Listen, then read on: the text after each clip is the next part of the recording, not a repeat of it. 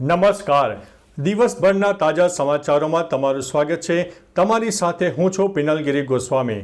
સમાચારો વિસ્તારથી જાણીએ એ પહેલા મહત્વના સમાચારો ઉપર એક નજર. નમસ્કાર મિત્રો. આજે તારીખ 17 માર્ચ 2025 મહત્વની હેડલાઇન્સ ઉપર નજર નાખીએ તો ઉનાળાની શરૂઆતમાં જ પાણીની સમસ્યા જોવા મળી છે. વાત છે કચ્છની. આગળ વખતે જાલોદમાં પંચાયતની ચૂંટણીઓની તૈયારીઓ શરૂ થઈ ગઈ છે. આગળ વાત થશે વિદેશ જવાના સપના દેખાડીને છેતરપિંડી કરવામાં આવી છે. વાત છે દહેગામની. આગળ વાત થશે સિંગોડા ડેમના દરવાજા ખોલાયા, 12 ગામોને કરાયા છે એલર્ટ. આગળ વાત થશે ઓલા ઇલેક્ટ્રિક સામે નવી મુશ્કેલીઓ સામે આવી છે. ત્યારે વાત થશે આધ્યાત્મિક ગુરુ શ્રી રવિશંકરનું જામનગરમાં આગમન થઈ ચૂક્યું છે. ત્યારે વાત થશે 140 કરોડ ભારતીયો મારી તાકાત છે. ત્યારે વાત થશે પીએમ મોદીના ગામનો ઐતિહાસિક વારસો સામે આવ્યો છે. આગળ વાત થશે હરસિદ્ધિ માતાજીનો પ્રાગટ્ય મહોત્સવનું આયોજન કરવામાં આવ્યું હતું. ત્યારે વાત થશે રશિયા અને યુક્રેન યુદ્ધ પર પીએમ મોદીએ પ્રતિક્રિયા આપી છે. આગળ વાત થશે વિક્રમ ઠાકોરના સમર્થનમાં કાજલ મહેરિયા આવ્યા છે. હવે મિત્રો સમાચારો વિસ્તારથી. વિક્રમ ઠાકોરે સરકાર સામે નારાજગી વ્યક્ત કર્યા બાદ મામલો ગરમાયો છે.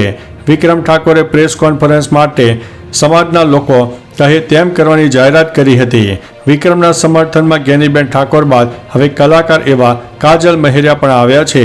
તેમણે વિક્રમ ઠાકોરની નારાજગી યોગ્ય ગણાવી છે.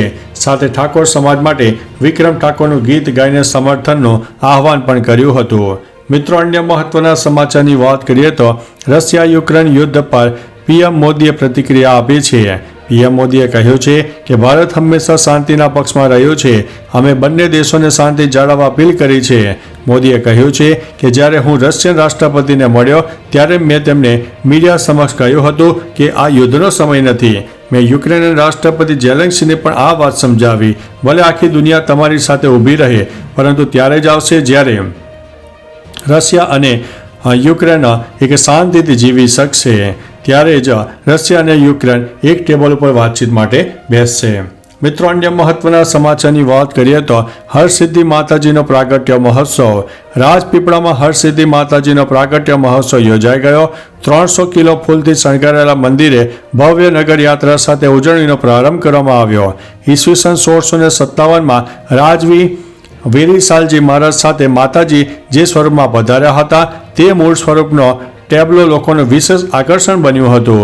માતાજી સાથે મહાદેવ, વીર વૈતાલ અને હનુમાનજીના ટેબ્લા પણ નગરયાત્રામાં સામેલ હતા. મિત્રો અન્ય મહત્વના સમાચારની વાત કરીએ તો પીએમ મોદીના ગામનો ઐતિહાસિક વારસો. પીએમ મોદીએ વડનગરના ઐતિહાસિક મહત્વ પ્રકાશ પાડ્યું છે અને કહ્યું છે તેના વડીલોએ બાળકોને ખોદકામ દરમિયાન મળેલા પ્રાચીન શિલાલેખો અને વસ્તુઓ શાળામાં જમા કરાવવા પ્રોત્સાહિત કર્યા. તેમણે કહ્યું કે સમય જતાં તેમને તેમના ગામનો સમૃદ્ધ ઇતિહાસ સમજાયો છે અને ચીને તેના પર એક ફિલ્મ પણ બનાવી છે. તેમણે ઉલ્લેખ કર્યો છે કે પ્રખ્યાત ચીની ફિલોસોફર હુસેન સંગે ઘણી સદીઓ પહેલા વડનગરમાં સમય વિતાવ્યો હતો. મિત્રો અન્ય મહત્વના સમાચારની વાત કરીએ તો 140 કરોડ ભારતીયો મારી તાકાત છે.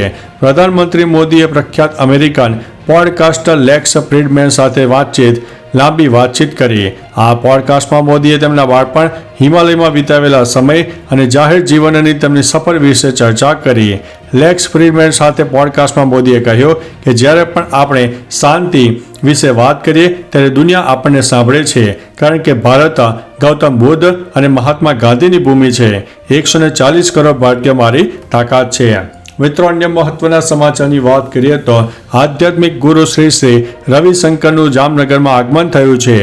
આધ્યાત્મિક ગુરુ શ્રી રવિશંકરનું જામનગરમાં આગમન થતાં હે ગુરુજીના નાદથી વાતાવરણ ગુંજી ઉઠ્યું છે. કેટલાક ભક્તો ભાવ વિભોર થઈ ગયા હતા. એરપોર્ટ ઉપર મોટી સંખ્યામાં તેમના અનુયાયીઓ એકત્ર થયા હતા. તેઓનું ભક્તોએ રુદ્રાક્ષ અને પુષ્પગુચ્છથી તેમનું ભવ્ય સ્વાગત પણ કરવામાં આવ્યું છે. મિત્રો અન્ય મહત્વના સમાચારની વાત કરીએ તો ઓલા ઇલેક્ટ્રિક સામે નવી મુશ્કેલીઓ. હાઈ સિક્યુરિટી નંબર પ્લેટ ઉત્પાદક અને વાહન નોંધણી એજન્સી રોઝમેટા ડિજિટલ સર્વિસે લિમિટેડ ઓલા ઇલેક્ટ્રિક સામે કેસ દાખલ થયો છે.